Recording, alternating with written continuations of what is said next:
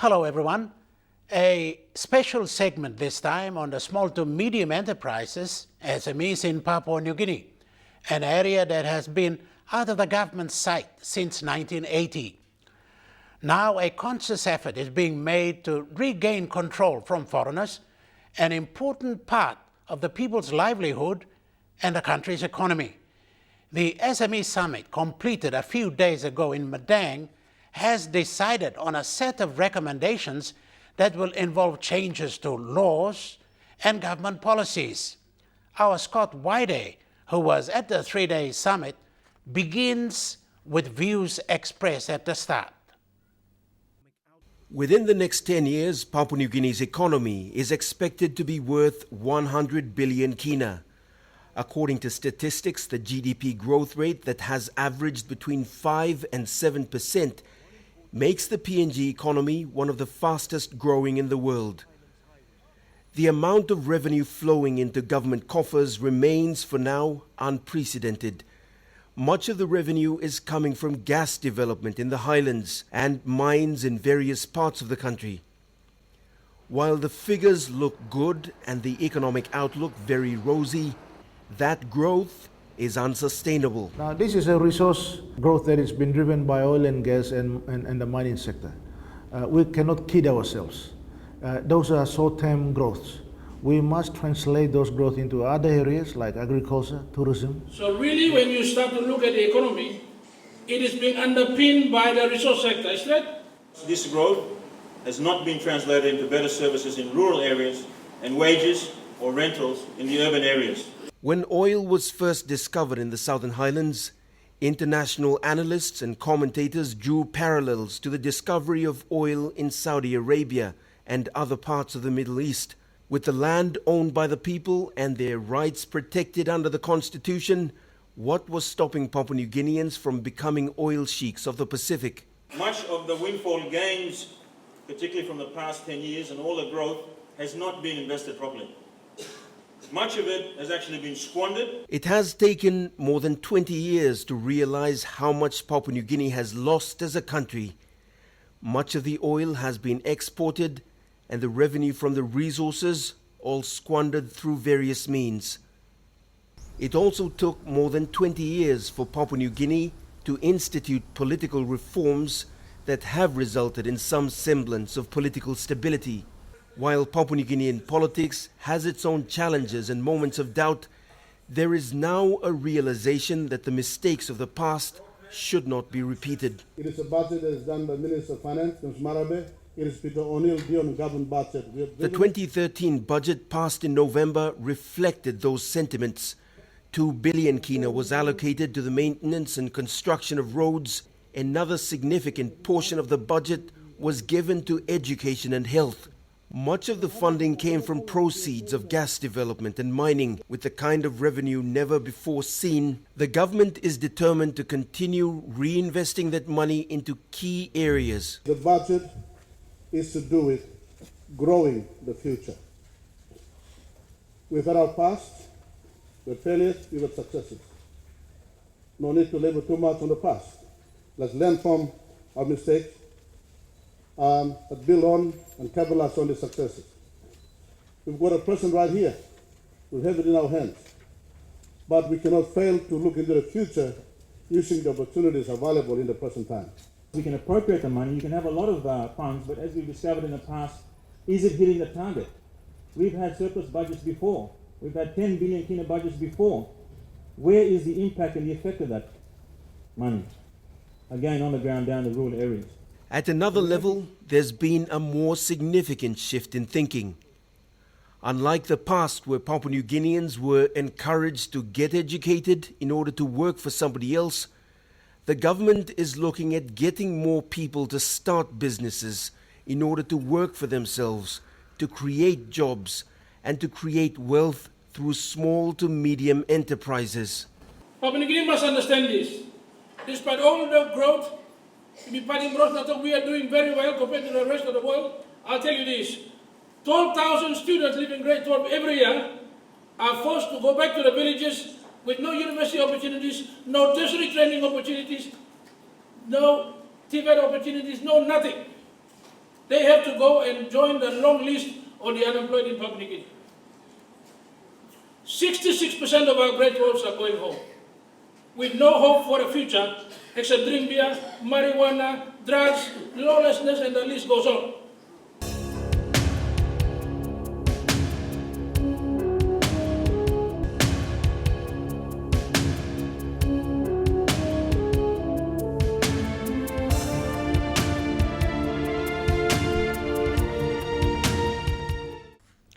We continue with the SME Summit in Madang. Unemployment has been a lingering problem in Papua New Guinea. That is not to say the government hasn't done anything about it. It has, in fact, forced on by one basic prerequisite, and that is to do with education. But how do we absorb 12,000 grade 12 school leavers each year? That's a big number, with a lot of energy and no skills.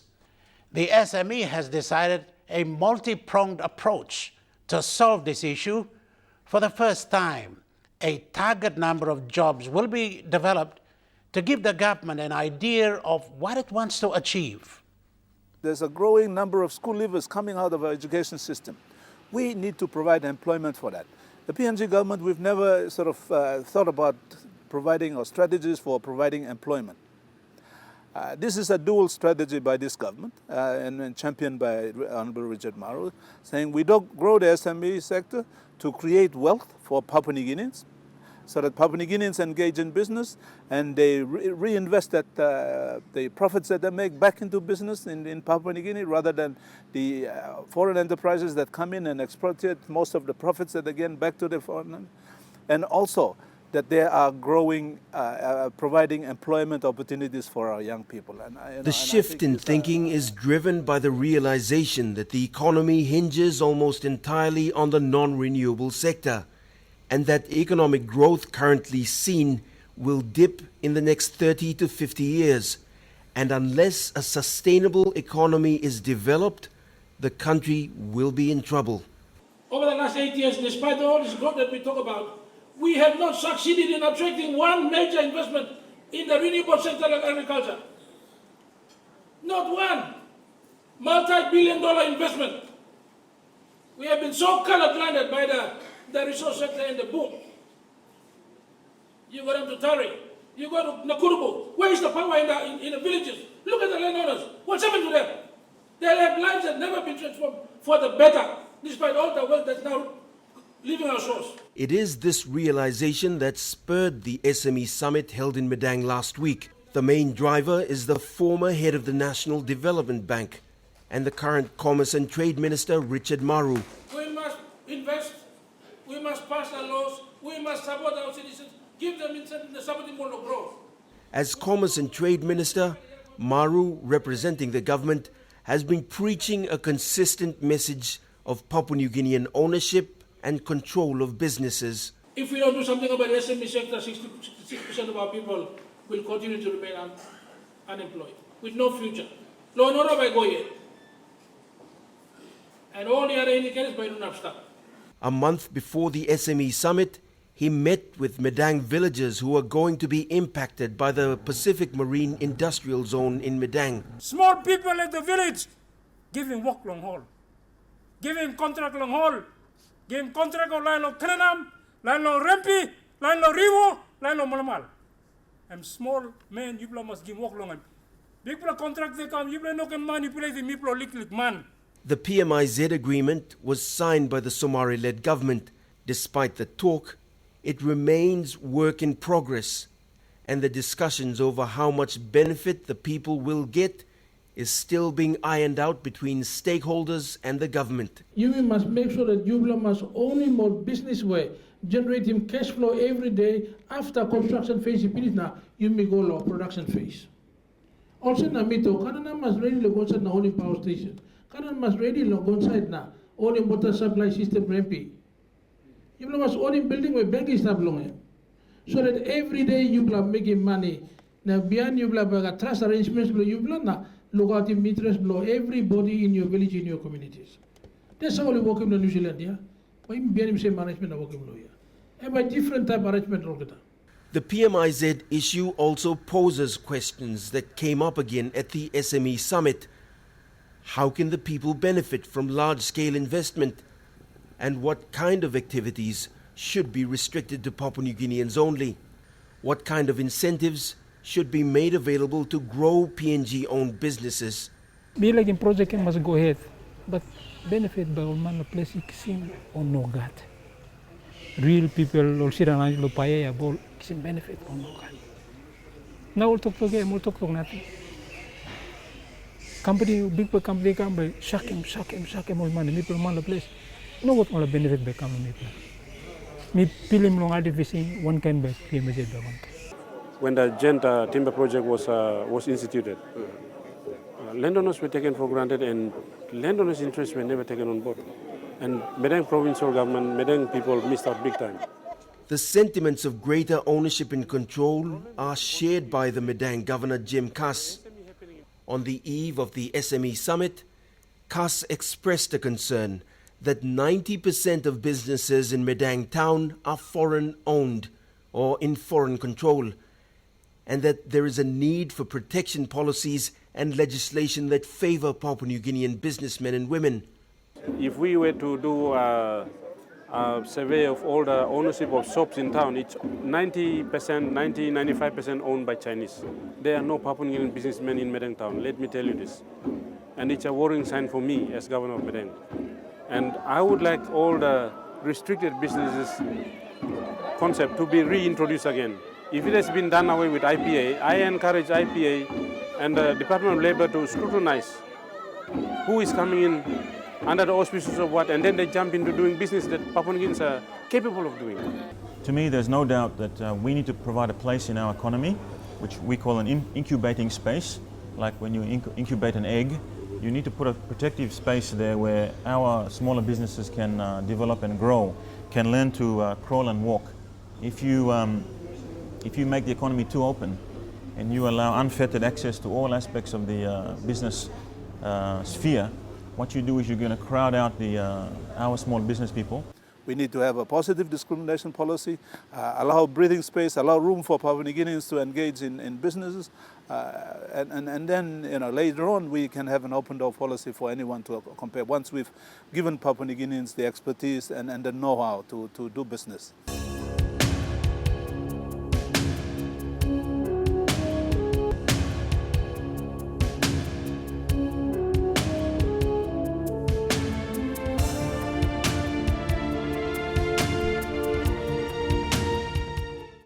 The last part of our special on the SME Summit in Madang. The drivers behind this summit and the new policies are mostly young members of parliament. They have been given the opportunity to lead here. One of them is lay MP Jia Tony. She reflected on how she sees the developments. But taking control of the economy requires political direction and political will. For the first time in many years, direction and will aren't lacking here. We've all come in here to show solidarity. The member for Lay and the Minister for Community Development, Jia Tony, is a first-time MP who sees exciting times ahead with a new generation of members of parliament who appear keen to forge a new future and at the same time build on existing foundations. I was so excited when the meeting began. We had the Attorney General give an address to tell us that, okay, for the last 37 years, we commend our forefathers who had come and opened a lot of opportunities for us. But this time, this is a new generation. This is the next generation. It's like we've got a couple more years, I think 2 or 3 more years before we hit the big 40 years old. And you can see that we haven't waited for the 40 years to bring on the new generation. The next generation is already here. And it's speaking through us. And we're representing the aspirations of the youth of this country, because this is a youthful ministry. And this is so exciting because we believe that we can, within the next 3 years, come 2015, we can actually change the game plan already. And we're talking... For the young MPs in government, there is now a push to create an economy that isn't entirely dependent on the non-renewable sector. But there are serious bottlenecks preventing sustainable growth of SMEs. Those bottlenecks include limited access to credit and land, high costs, and inefficiencies in the government system. Now we need to throw in another policy as well, land acquisition and mobilization. We need to be bold enough. Government, given the sheer size of its portfolio, I mean, if we were to use a financial term, its loan book is quite massive. So it should be able to go out and invest in a substantial way, buying land in towns and cities right throughout PNG. If it's serious about alleviating the high cost of doing business in PNG, addressing utilities, water, power, and so forth. So the message is quite clear, but I think the onus is on government. Papua New Guinea SME sector can do very little. They are stuck in its serious bottlenecks right across the country. Dilapidated infrastructure, for instance, Highlands Highway is falling apart. Utilities, water supply, erratic, power disruptions frequently, and the cost of doing business, I think, as rightly pointed out. While 80% of Papua New Guineans are involved in agriculture, very little emphasis has been given to the sector. Funding for the National Agriculture Development Plan was squandered, leaving no tangible results, and growth of livestock and other industries have either been stagnant or have been in decline for several years. I think to start with is just policy. What do we need as an SME policy? Goroka MP Bira Kimisopa says industries like coffee have suffered from inefficiencies, political interferences and bad decisions. And I think the actual demise of the coffee industry in this country stems back to 1975, when I think Prime Minister Grand Chief at that time, when took over the colonial administration, one of the things they set out to do was they set out a program called voluntary acquisition of plantations in this country, and that went for coffee, cocoa, and copra. And all of a sudden, the plantation sector in one policy direction killed the entire policy sector. So you've got cocoa going to bush, copra going to bush, you've got coffee, the plantation sector going to bush. Now, the plantation sector simply was the biggest employer in terms of providing employment, providing social services, and maintaining basic infrastructure in rural PNG. Now you take that and all of a sudden you create a situation where all of a sudden you've got mass migration from the plantations of people who used to have a thriving sector, migrate into the towns and cities of PNG, and all of a sudden we've got a crisis called the urban settlement.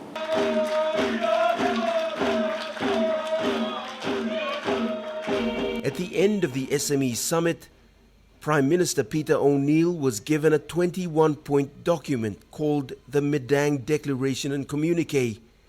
It is a summarized representation of thoughts that have come from this forum. Education alone is not going to grow our small, medium enterprise sector. We know that it is a driver for many, many countries around the world. And we don't have to go too far. Recently, the Minister for Trade and Commerce and myself and a few other ministers visited Indonesia for 2 days. And we met the Chamber of Commerce and the business community. They have 50 million small to medium enterprises in the country. 50 million. This is businesses owned by families and individuals, out of a population of 250. You have in Australia almost well over 2 million out of a population of 20 million. That's a sort of small to medium enterprise business. And so many of you go to Singapore. The entire country of Singapore is involved in SME, you know. The entire country. They don't have any land. They don't have any other natural resources. They don't have anywhere to go farming. They don't have a one-talk system. They have to do SMEs and small business to survive. So you only look at 4 million people in Singapore. The entire country is an SME. So there is no reason why we cannot be actively participating in our economy. No reason. Contained in the declaration and communique is a list of recommendations that the Prime Minister will have to take to Parliament. State-owned enterprises will have to be reformed to help reduce costs to businesses. The summit has also called for a review of banking costs and other aspects of the financial sector. 200 million kina has been recommended for the National Development Bank over 5 years. Another 20 million is being sought for the creation of a credit guarantee facility, and the summit has also asked for tax exemptions for the SME sector. That's been our special Tok Piksa on the Small to Medium Enterprises Summit in Madang. Scott Whitey from our Lay Bureau has been our reporter. Until another edition of Tok Piksa at the same time next week, thank you for watching.